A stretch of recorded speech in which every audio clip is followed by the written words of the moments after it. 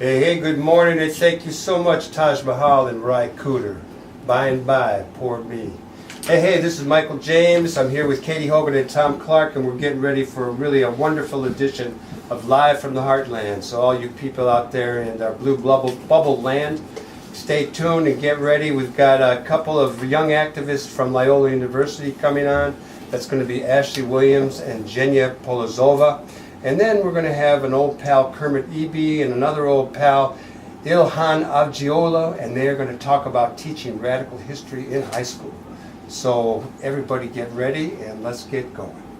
How do you like that high respect our new leader had for the head of Germany in the free world yesterday? I am so glad that half of my ancestors are from Germany and places like that. I rejected it growing up, with the Second World War, but I thought Angela Merkel was good. Yeah, especially that look she gave him. She was pretty classy all the way through a very unclassy day with our commander-in-chief. It's really getting rough out there. Well, it is rough when the Secretary of State isn't even on hand for the meeting with one of our biggest allies, and he's over in Korea making threats. Although he does at least look adult. He somewhat seems to be the adult in the cabinet at this point, although he won't take any of the media along unless they're part of a right-wing conspiracy to cover these geopolitical things that the new regime is creating in our midst. But well, people, we just don't want you to adapt to absurdity. Continue to resist. And this week, one of the ways that you can resist is to greet Paul Ryan when he comes in for his $50,000 a plate dinner. And where would we go greet that guy? First you start out at the Federal Plaza at 4 p.m. on Thursday. The theme is Country Over Party. No, we will not take your no health care bill, Mr. Congressman Ryan. And we will march from the Federal Building over to the the Chicago Club where his event is. One more time, the date and the time? Thursday afternoon. This coming Thursday. What's the date on that? We'll figure it out. 5 days from now. And 4 o'clock at the Federal Plaza. This is an important one, folks, because those guys want to vote on the replacement, quote-unquote, replacement health care. That's the 23rd. Thank you, the 23rd. On that same day, because it is also the anniversary of passage of ACA 5 years ago. this is the Trump Care is a Nightmare bill? That's it, yeah. Say that again? What? Trump Care is a nightmare. Trump Care We is gotta a get our nightmare. messaging down here, folks. Yeah. Trump Care's a nightmare. Yeah. Right. The other message for that event is Country Over Party, which is something we may use again for the next couple of years. Well, a Twitter tag is hashtag Ryan No Care. Ryan, okay. So, pick which one you want, because Trump is trying to make this first bill Ryan Care, and I think it ought to be labeled Trump Care is a Nightmare. Yep. Forget about eating, people. No Meals on Wheels for you. It doesn't work, Yeah, it doesn't work. It doesn't Feeding make hungry seniors twice a day just doesn't work. And feeding kids after school. Don't feed those kids before No, there's no school. good effects, man. Gotta have another No fighter proof. jet to go after North Korea. Jeez. Let's get off it. I can't stand it. Everybody's going crazy out there in listener land. Tell another great story, Well, Tom. an interesting appointment by the mayor this week. A guy who I've long respected, Juan Salgado, who didn't quite do the Juan Rangel Uno getting close to the mayor when Ron decided first to win, but has been an ally. And he runs the largest, Juan runs the largest citizen preparation program in the state, coming off of both language and cultural work done at Instituto del Progreso, which has been around a long time, but since he's been in charge, 2001, has really built it up into this huge, important, critical institution, way beyond the little village Pilsen Woods that they originally started.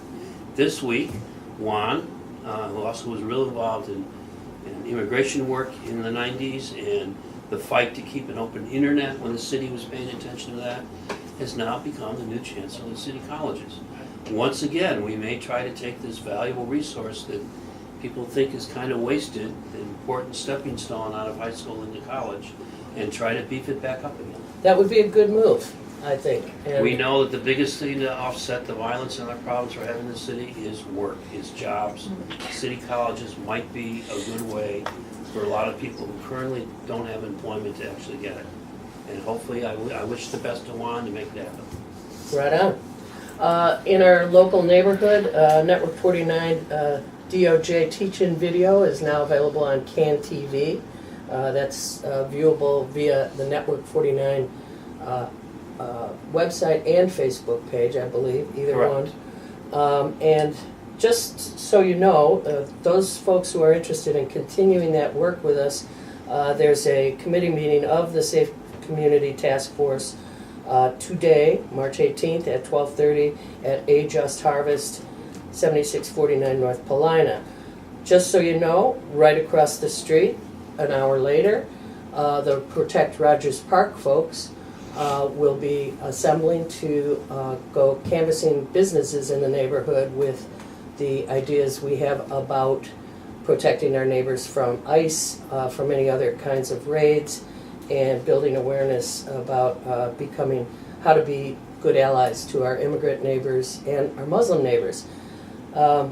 Just so you know also, the DOJ guy in Washington has basically decided not to pursue all of these policing action reforms that were happening under the previous administration, which means that we in Chicago will have to be doubly vigilant and probably get a people's consent decree, which if you came to the DOJ thing, you learned all about.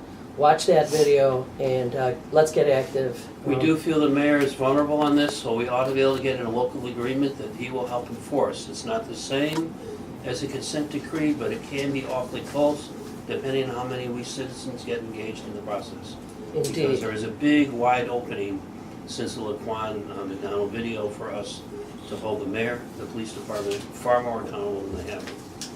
Okay, it's with heavy heart that I give our weekly announcement of who has passed on to Great Spirit Land. And the incomparable James Cotton, innovative blues harmonica player, played with Muddy Waters. He passed away. He was 81. I was sorry to hear it. I last saw him at Space maybe 2 years ago.